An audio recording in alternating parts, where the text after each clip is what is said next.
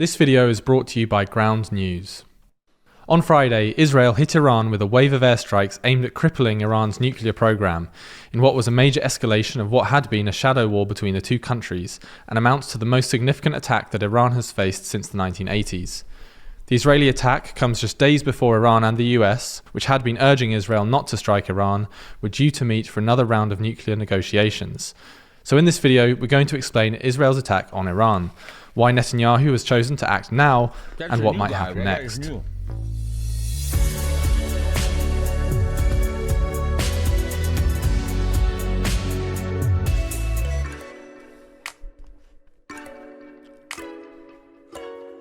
We're getting ever closer to 1 million subscribers, and 68% of you aren't even subscribed yet. So lend us a hand and subscribe today.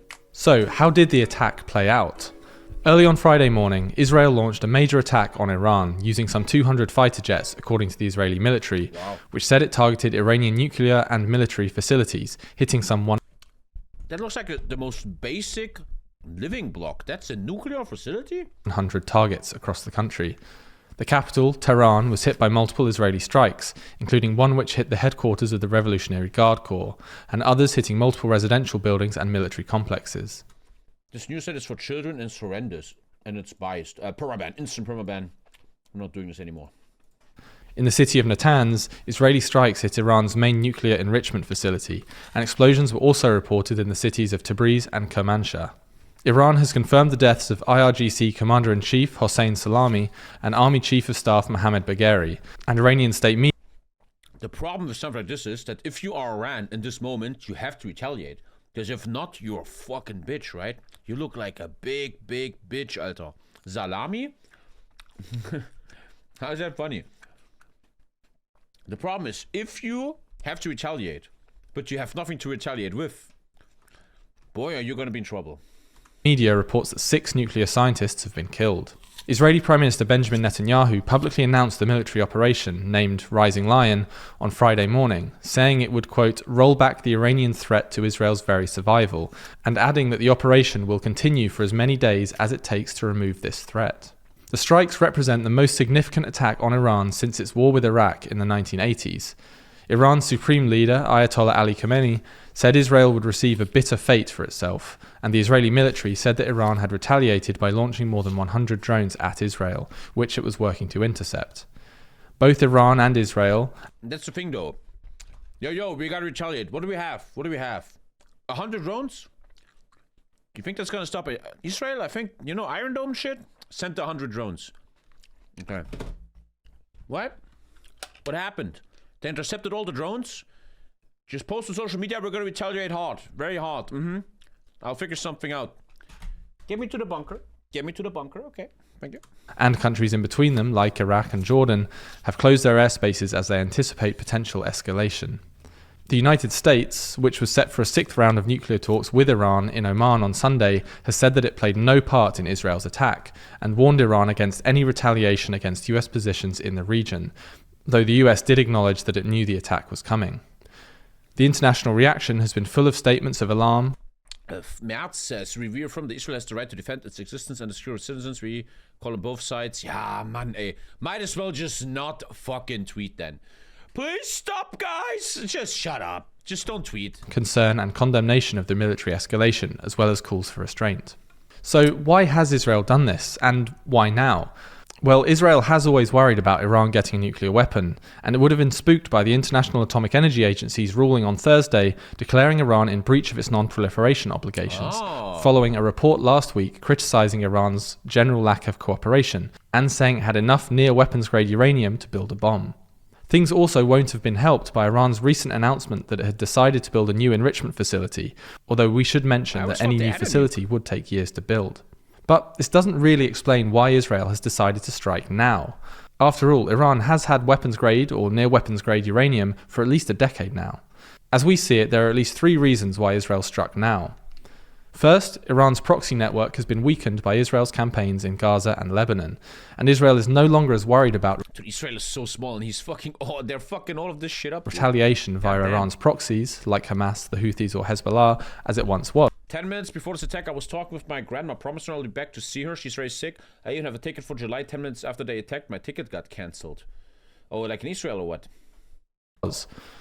Second, it looks like Israel is trying to scupper the ongoing talks between the Trump administration and Iran over a new nuclear deal, which would see Iran partly wind down its nuclear program in exchange for sanctions relief. Netanyahu has furiously opposed this deal since there were reports it might be on the cards earlier this year. Look at these big ass ears. Obviously, here's the drones coming. And it's at least possible these strikes are an attempt to throw a spanner in the works ahead of the 6th round of talks between... what is that website? Flight Radar? There's totally some people in the air. 1000% there's some fucker in the air. Always someone. Oh no, shit, okay. What is going on with this guy? Eli, what are you doing, Eli? Obviously his name is Eli. None available. Oh shit, oh he's gone. They shut him down, he's gone. This guy really wants to take a risk here. Oh yeah. Etihad Air Race. Oh, be careful, buddy. Yeah. So they're all going south now. What is wrong with this guy? Is he insane? It's a passenger airplane. Uh-oh. They're going to Abu Dhabi from Amman. Yeah. Imagine like your kid is in an airplane like this close. Fuck that. No airplane in Iran. Damn. It's like we're living in Sudan, huh? Dude, Congo also not much going on. Bro, this guy over the Congo, look at him. Is there any, what's the most viewed right now? It's really fun. There's like a most viewed. Most tracked flight. It's Eli. They're all checking Eli. Everybody's looking at Israel. Okay, TommyKay News with the live radar here. Between the US and Iran, due in Sunday in Oman. But the third reason that we see for the timing of this attack is Netanyahu's political survival. Now, we don't think it's unfair or conspiratorial at this point to suggest that Netanyahu's willingness to continue the war in Gaza and escalate in both Gaza and the wider region is at least partly motivated by his own political survival. Again, this isn't an anti-Netanyahu conspiracy.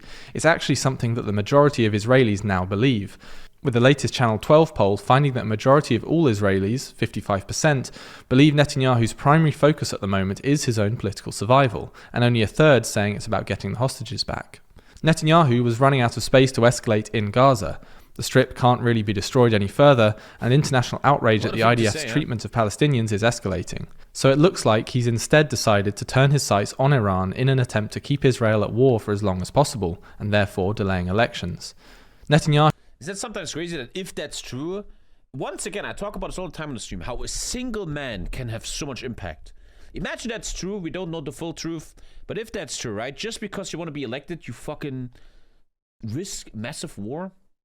It's always crazy how a single man can always bring so much damage to the human race. It's mind-blowing. Netanyahu is also increasingly dependent on the more extremist elements in his government, who have recently been threatening to topple the coalition unless Netanyahu agrees to a conscription exemption for ultra-Orthodox Haredim, in violation of a landmark ruling by the Israeli Supreme Court last year.